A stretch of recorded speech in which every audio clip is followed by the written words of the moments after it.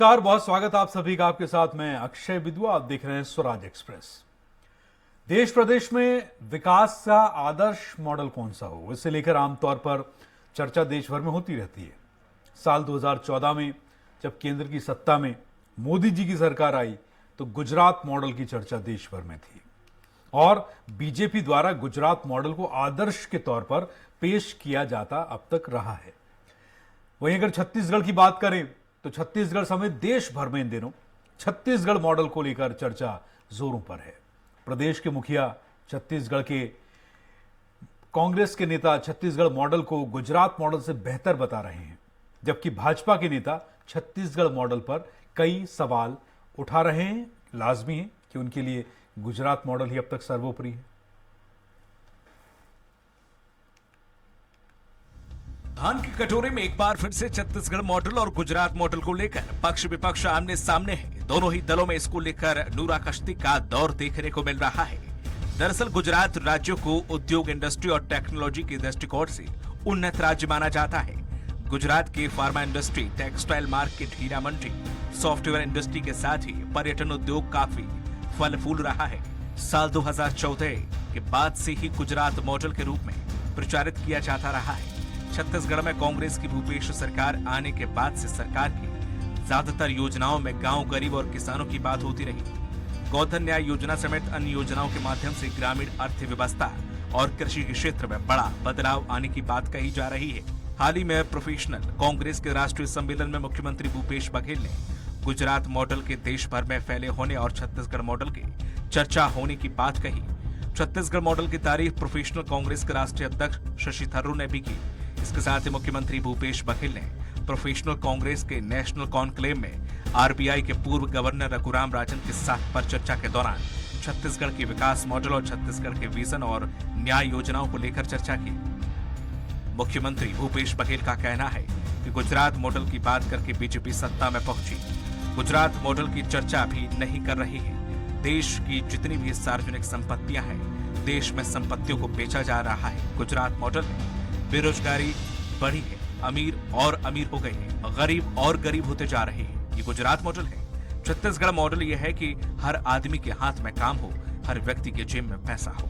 वहीं भाजपा के राष्ट्रीय प्रवक्ता के शर्मा ने भूपेश सरकार पर निशाना साधा। छत्तीसगढ़ मॉडल तो हर चुनाव में पिट रहा है। भूपेश बघेल छत्तीसगढ़ मॉडल को लेकर जहां गए हारे हैं। असम में हारे, यूपी में हारे, अब हिमाचल जा रहे हैं। छत्तीसगढ़ मॉडल में ये है कि आम जनता की जेब में पैसे जाए, कैसे आम जनता जो मेहनत कश लोग हैं उसको सम्मान कैसे दिया जाए, उसकी राशि कैसे बढ़े, उसकी इनकम कैसे बढ़े। चाहे वो राजीव गांधी किसान न्याय योजना हो, गोधन न्याय योजना हो, चाहे भूमि श्रमिक न्याय योजना हो, चाहे हमारे लघु उपज के जो संग्राहक हैं उसके जेब में पैसा डालने का। तो यही मॉडल लेकर भूपेश बघेल असम के चुनाव में गए थे। यही मॉडल लेके भूपेश बघेल उत्तर प्रदेश के चुनाव में गए थे। जनता ने कांग्रेस को सिरे से नकार दिया और इस मॉडल की तो बात ही मत करिए। ये तो झूठ का और वादा खिलाफी का पूरा मॉडल है। बहरहाल, जिस तरह से छत्तीसगढ़ मॉडल की चर्चा देश भर में हो रही है कि गोधन न्याय योजना व राजीव गांधी किसान न्याय योजना ने ग्रामीण अर्थव्यवस्था को समृद्ध किया है, जिससे कोरोना और मंदी के दौर में भी राज्य की अर्थव्यवस्था पटरी पर रही। अब देखना होगा कि आगामी मिशन 2023 और 2024 में जनता कांग्रेस की छत्तीसगढ़ मॉडल पर या बीजेपी की गुजरात मॉडल पर मोहर लगाती है। Bureau report, Swaraj express. देखिए, अपने अपने काम की तारीफ करना और अपने अपने किए गए काम का या फिर योजनाओं का श्रेय लेना, ये सबको आता है और ये राजनीति है, तो ये होना लाजमी भी है। लेकिन दरअसल जनता को फायदा कितना किससे मिल रहा है या मिला है, ये भी हमें देखना होगा। तो आइए चर्चा की शुरुआत करते हैं। बहस ये अंतहीन हो सकती है, हमारे पास समय की अपनी बाध्यता भी होगी। कांग्रेस के प्रवक्ता सुरेंद्र वर्मा हमारे साथ हैं, बीजेपी प्रवक्ता राजीव चक्रवर्ती जी हमारे साथ हैं, इसके अलावा वरिष्ठ पत्रकार राम अवतार तिवारी जी हमारे साथ हैं। बहुत बहुत स्वागत है आप सभी लोगों का स्वराज एक्सप्रेस में। तो सबसे पहले सुरेंद्र वर्मा जी, शुरुआत आपसे करेंगे, लेकिन क्योंकि इसमें राजनीति है, जाहिर सी बात है आप सरकार की पार्टी के प्रवक्ता हैं, तो आपको अपनी सरकार का मॉडल बेहतर दिखाई देगा। राजीव चक्रवर्ती जी से बात करेंगे तो गुजरात मॉडल को गिनाएंगे, लेकिन वरिष्ठ पत्रकार राम अवतार तिवारी जी हमारे साथ हैं, तो पत्रकार का अपना जो दृष्टिकोण होता है वो जनता के पक्ष को लेकर होता है, उसका विजन जो है वो जनता की आंख से है, उसके दृष्टिकोण से है। तो तिवारी जी, अगर मॉडल की बात करें तो बेहतर आपकी नजर में कौन सा है?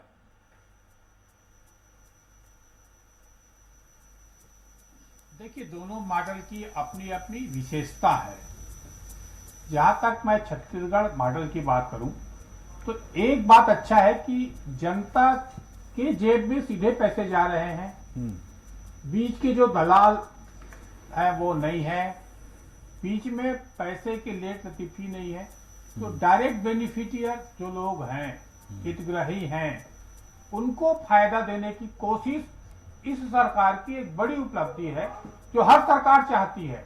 मोदी जी भी जो राज्य किसान न्याय योजना लाए हैं वो भी यही है। तो ज्यादातर लाल फीताशाही या नौकरशाही या भ्रष्टाचार के चक्कर में कई योजनाएं चढ़ जाती हैं, लोगों को लाभ नहीं मिलता। इस सरकार ने एक सीधे लोगों को बेनिफिट देने की कोशिश की है, उसमें एक अच्छी चीज है। दूसरी बात, मैं अपने छत्तीसगढ़ की बात करूंगा। दूसरी बात जो है, छत्तीसगढ़ को धान का कटोरा, खेती किसानी का इलाका माना जाता है, तो उनको उनके हक का वाजिब मूल्य देने की घोषणाएं हुई, उसमें अमल हुए। थोड़ी बहुत लेकुना जो है वो हर प्रशासन शासन में बनी रहती है। दो अच्छी चीज जो इस सरकार की है वो देख रहा हूं। और तीसरी बात जो है, भाजपा अगर हिंदुत्व की बात करती है, उस 15 साल में जो रमन सिंह जी ने या भाजपा ने जो हिंदुत्व को नहीं छुआ उसको छूने की कोशिश गौमूत्र से, गोबर से और अन्य वर्ग को फायदा देने की है, ये उसकी उपलब्धि है। अब गुजरात मॉडल देखें। गुजरात मॉडल में गुजरात की पृष्ठभूमि अलग है, गुजरात के लोगों की तासीर अलग है, वो व्यापार का इलाका है, व्यापार की सोच है और धन संपन्न जो किस तरह से हो सकते हैं। गुजरातियों की अपनी एक कला है जीवन जीने की, एक सोच की, जो विश्व स्तर पर वो लोग छाए हुए हैं। वो चीज गुजरात में है, व्यापार, धंधे, उद्योग, टेक्नोलॉजी, उस दिशा में उन्होंने एक बड़े कदम में काम किया है। तो दोनों के अपने अपने फायदे हैं, दोनों के अपने अपने दृष्टिकोण हैं, दोनों के काम करने के तरीके अलग अलग हैं। इससे आम जनता को दोनों से फायदा हुआ, दोनों से कोई जनता को नुकसान नहीं हुआ है।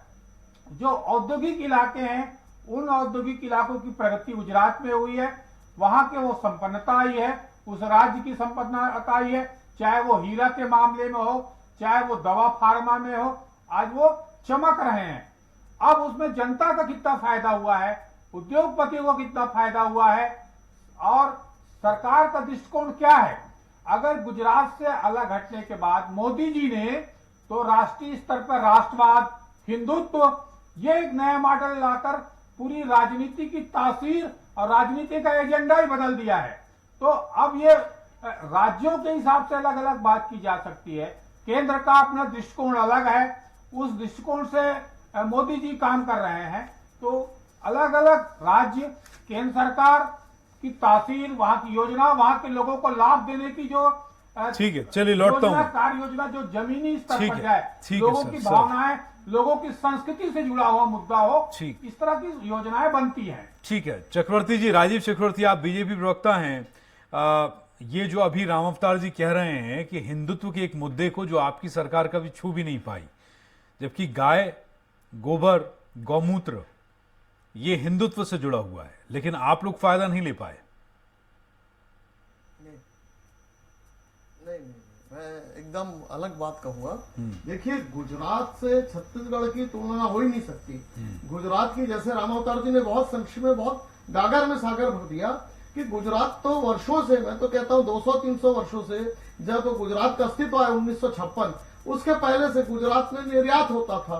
कपास की मंडी थी, वो हीरे की मंडी थी, वहां पे औद्योगिक, वहां पर फार्मास्यूटिकल इंडस्ट्री व्यापक पैमाने पर था। जो अमूल का जो आंदोलन चला, आनंद मिल्क यूनियन का, जो गुजरात में है, तो कॉपरेटिज्म और इंडस्ट्रियलिज्म तो गुजरात में बहुत पहले से है। छत्तीसगढ़ अभी अपनी शैशव अवस्था में है। मैं बिल्कुल अलग से बात कहूं आपको कि छत्तीसगढ़ और गुजरात मॉडल की कोई आपस में कोई प्रतिस्पर्धा ही नहीं है, क्योंकि छत्तीसगढ़ अपने शैशव अवस्था में, मात्र छत्तीसगढ़ को पैदा हुए 19 वर्ष हुआ है और 19 से 20 वर्ष हुए हैं, लेकिन छत्तीसगढ़ में अधोरचना का जो काम डॉक्टर रमन सिंह ने किया है, एक छोटे सा राज्य को किस प्रकार से पुल पुलियों से जोड़ना, सड़कों से जोड़ना, वहां पे अस्पतालों की पुनर्रचना, स्कूलों की रचना हो ताकि शिक्षा हो, ITI की रचना हो, और यहाँ पर पेट्रोल का कम रेट करके एयर कनेक्टिविटी करना ताकि विकास से जोड़े, वो काम डॉक्टर रमन सिंह ने बहुत अच्छा किया है।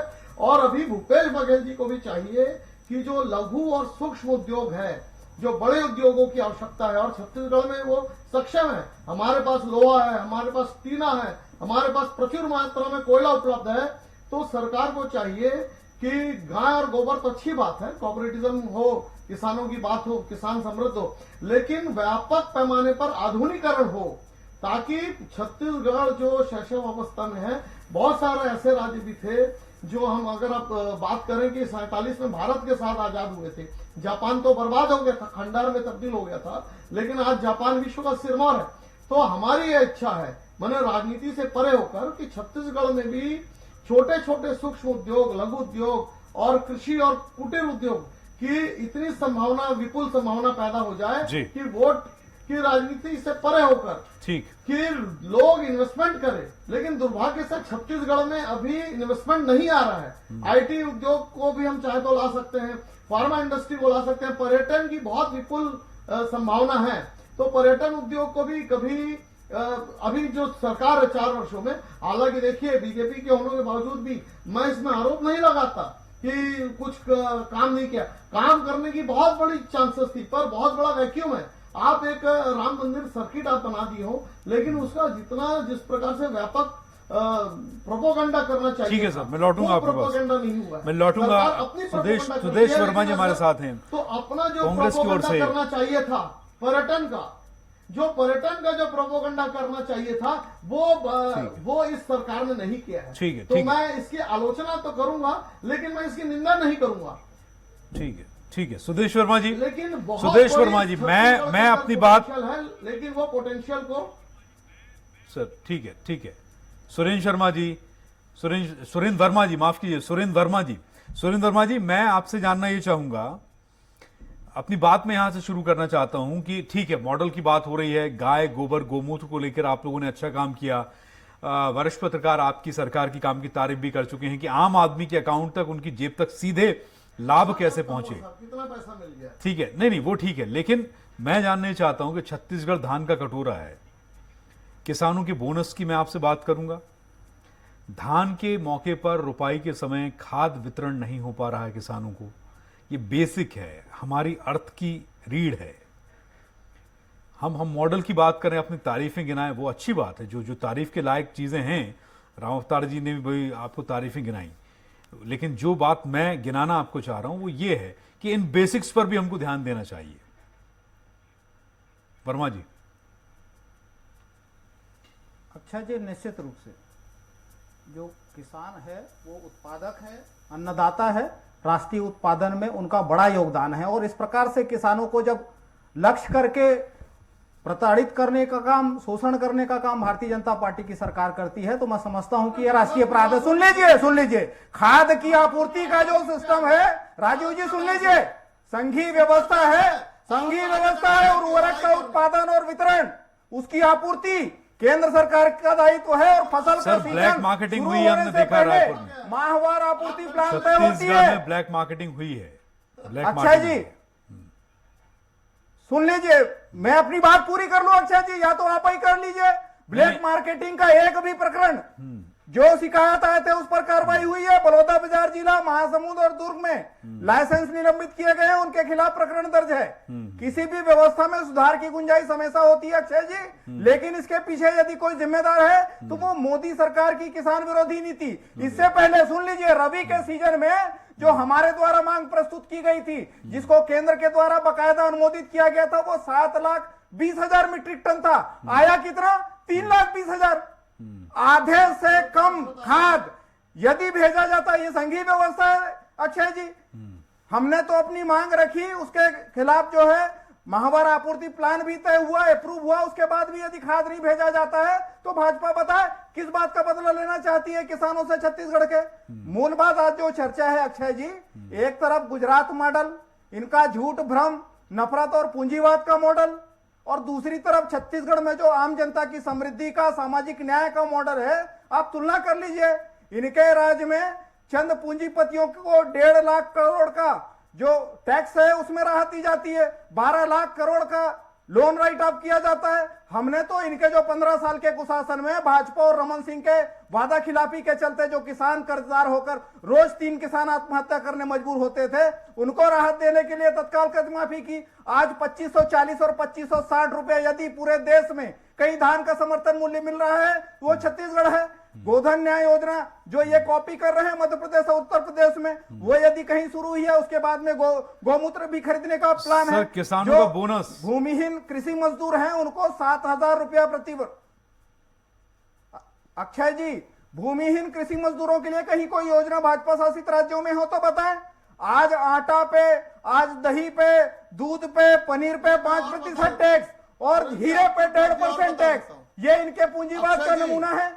ये आपको याद होगा, ये विकास की बात कर रहे थे अक्षय जी, ये इनके तत्कालीन पीडब्ल्यू मंत्री मूडा जी ये अभी वियतनाम के ब्रिज पे फोटो खींच के ये राजीव चक्रवर्ती जी क्या क्या योजनाएं जो हैं, क्या क्या वादे अभी अधूरे हैं बताते हैं, इनके झूठ का मॉडल है। ठीक है, राजीव चक्रवर्ती भी बताएंगे। चक्रवर्ती साहब ये बताइए कि क्या क्या वादे अभी अधूरे हैं। अक्षय जी देखिए जी, नहीं वादे तो पूरे अधूरे हैं, लेकिन अक्षय जी मैं सबसे बड़ी बात कर दूं कि सुरेन जी और पूरे कांग्रेस के लोग डिबेट को डिरेल्ट करने बैठ जाते हैं। आपने कितना अच्छा विषय रखा अर्थशास्त्र का और राजनीति का कि मॉडल कौन सा है, कौन सा मॉडल से हम तरक्की पा सकते हैं। तो हमारे मित्र आते ही साथ डंडा और लाठी चलाने लगे, हमारा मॉडल ये। अरे आप प्रश्न क्या व्यक्तिगत आइए, बता रहा हूँ, डिबेट व्यक्तिगत ना हो, तथ्यों पर हो तो बड़ा अच्छा लगता है। कहता है कि छत्तीसगढ़ में सबसे कम बेरोजगारी है। व्यक्तिगत नहीं, आप बताइए क्या मॉडल है व्यक्तिगत गुजरात नहीं का? है, व्यक्तिगत नहीं है, मैं वही कह रहा सवाल नहीं हूँ, है, आप तो ये बात जवाब नहीं कीजिए, है। इसीलिए वादे मेरे- अधूरे कौन से हैं, ये मेरे परम जनता को प्रिय ये बताइए ना। जवाब नहीं है। गुजरात मॉडल वादे किसका अधूरे भला कौन से हैं, करते बता हैं? दीजिए। दो पूंजीपतियों का विकास जो है मैं देश क्या का लूं? विकास नहीं हो सकता।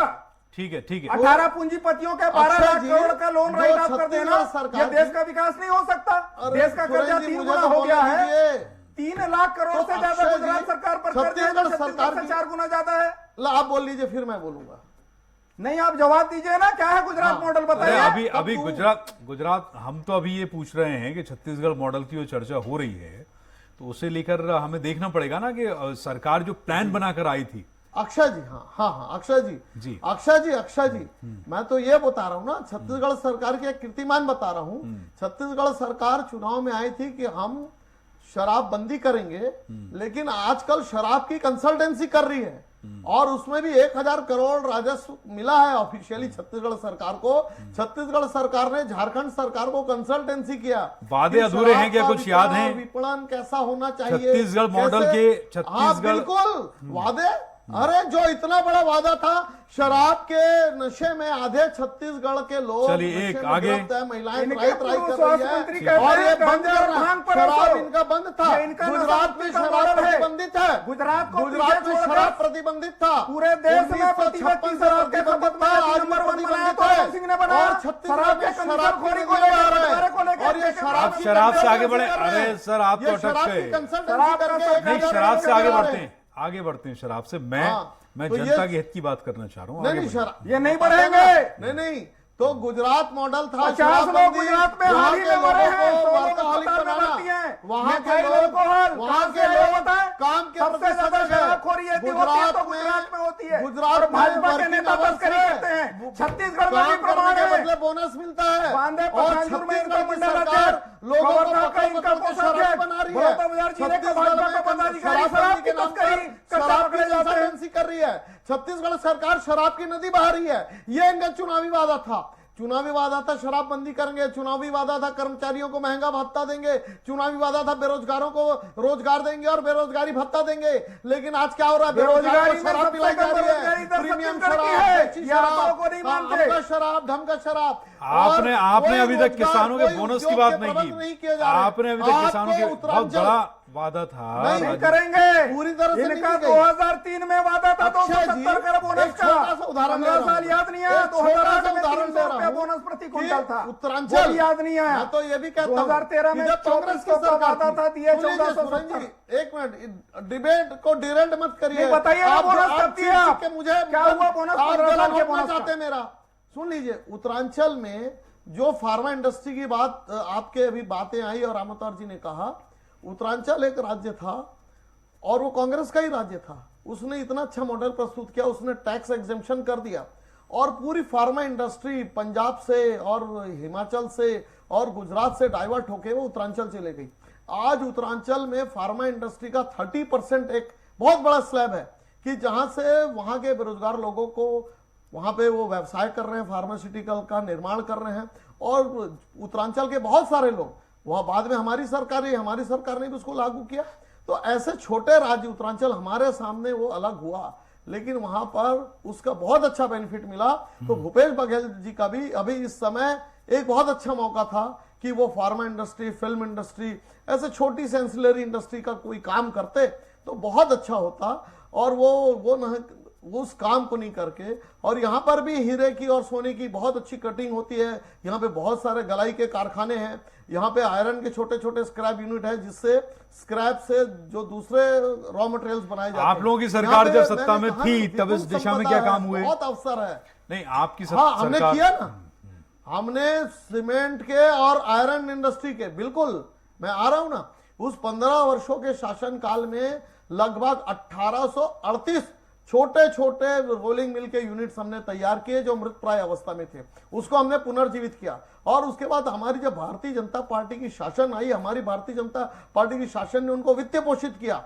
तो इस प्रकार से आज छत्तीसगढ़ अगर धान का कटोरा था तो लोहे का हब बना, आयरन हब बना। वो आयरन हब बना हमारे 15 वर्षों के शासन काल में।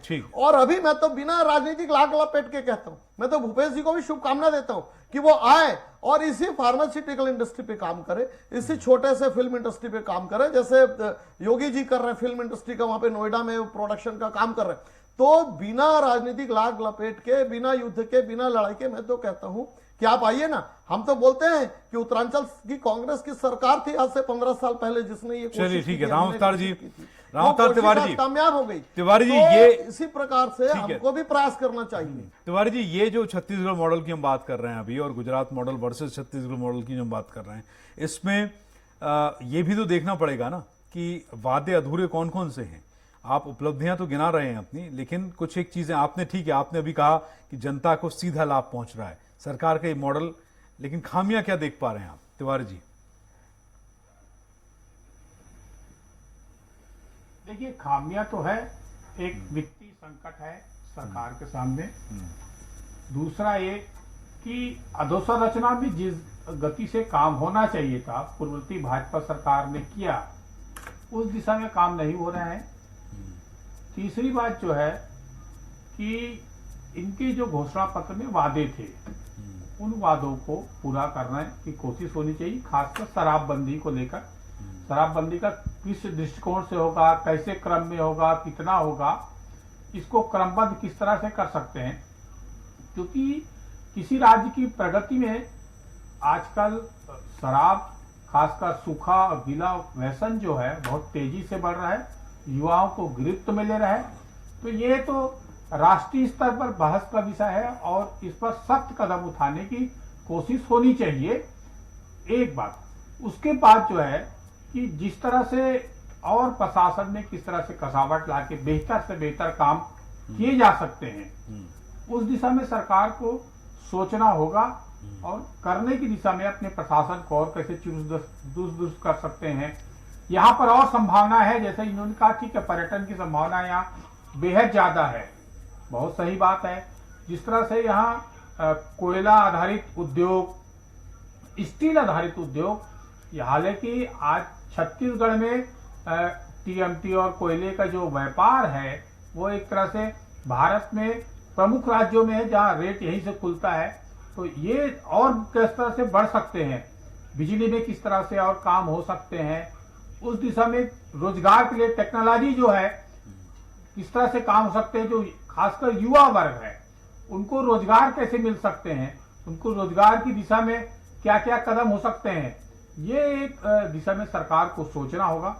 जिस तरह से बिहार मॉडल में जो उद्योगपति आए, वहां पर बड़े संख्या में उद्योगपति आए, उन्होंने रिस्क लिया, सरकार ने छूट दिया, बड़े इंडस्ट्री जाने से उस सरकार की बजट बढ़ा, उस सरकार के रोजगार बढ़े, उस सरकार के दृश्य दो व्यापक हुए। उस दिशा में यहां भी काम हो सकता है, क्योंकि यहां पर प्रचुर मात्रा में खनिज है, हीरा यहाँ है, सोना यहाँ है, कोयला यहाँ है और अभ्रक यहाँ है, तो सारी चीजें छत्तीसगढ़ में मौजूद है। ठीक है सुरेंद्र वर्मा जी, इस दिशा में संभावना से छत्तीसगढ़ मॉडल में कुछ गुजरात से भी आगे बढ़ सकते उल्लेखनीय हैं। कदम इस दिशा में क्यों नहीं? राम अवतार जी वो बात कर रहे हैं कि हमने नेचुरल रिसोर्सेज को लेकर बहुत कुछ नहीं सोचा है, स्मॉल इंडस्ट्रीज को लेकर। ठीक है, सरकार का पैसा था, गोधन योजना चलाई या इस तरह की योजनाएं जो हैं जनता को सीधा फायदा पहुंचा। मेरा कंसर्न जो है, मेरा फोकस जो है वो किसानों को लेकर है, स्मॉल इंडस्ट्रीज को लेकर है, या आपके जो प्राकृतिक स्रोत हैं, जो खनिज स्रोत हैं, जो उनको लेकर है। उसे लेकर छत्तीसगढ़ मॉडल में क्या है वर्मा जी? अक्षय जी, लगातार देखिए, जो आप छोटे स्मॉल इंडस्ट्रीज की आप बात कर रहे हैं, 8,000 से ज्यादा गौठान हमारे यहाँ संचालित है। स्थानीय महिला समूहों के माध्यम से वहां पर रूरल इंडस्ट्रियल पार्क के रूप में उनको डेवलप किया जा रहा है। वहां से मसाला पिसाई, तेल पेराई और तमाम तरह की औद्योगिक गतिविधियां संचालित है। जिस प्रकार से आपने मिनरल्स को लेके कहा, आज भी छत्तीसगढ़ जो है सीमेंट और स्टील उत्पादन में पूरे देश में अग्रणी है। एनएमडीसी का प्लांट जो है 20,000 करोड़ से अधिक का निवेश हो चुका है, जिसको केंद्र की मोदी सरकार दबाव पूर्वक बेचना चाहती है। उसके विरोध में छत्तीसगढ़ सरकार ने यह संकल्प पारित किया है कि यदि उसका निजीकरण किया जाता है तो छत्तीसगढ़ सरकार उसको संचालित करने तैयार है। ये नीति और नियत का अंतर है अक्षय जी। ये 15 साल सरकार में रहे तो आपको याद होगा, एक नारा दिए थे, डीजल नहीं अब खाड़ी से, डीजल मिलेगा बाड़ी से। रतन जोत और औषधि खेती के नाम पर अपने चहेतों को हजारों एकड़ जमीन मुफ्त में दे दिए। आपको याद होगा, मुंगेली में 5,000 मेगावाट का पावर प्लांट का सपना दिखाया गया, एक ईंट नहीं लगा, लेकिन जमीन कौड़ियों के भाव दे दिए। हमने तो औद्योगिक नीति को परिवर्तित किया। 2019 से 24 के लिए जो नई औद्योगिक नीति बनाई गई है, उसके 40,000 करोड़ से अधिक का निवेश आया है। समय और ज्यादा मुझे सुन लीजिए, 20,000 लोगों को रोजगार मिला है। ठीक है, बहुत शुक्रिया सुरेंद्र वर्मा जी, राम अवतार तिवारी जी, और बहुत बहुत शुक्रिया आपका राजीव चक्रवर्ती जी, अपना कीमती समय हमें देने के लिए।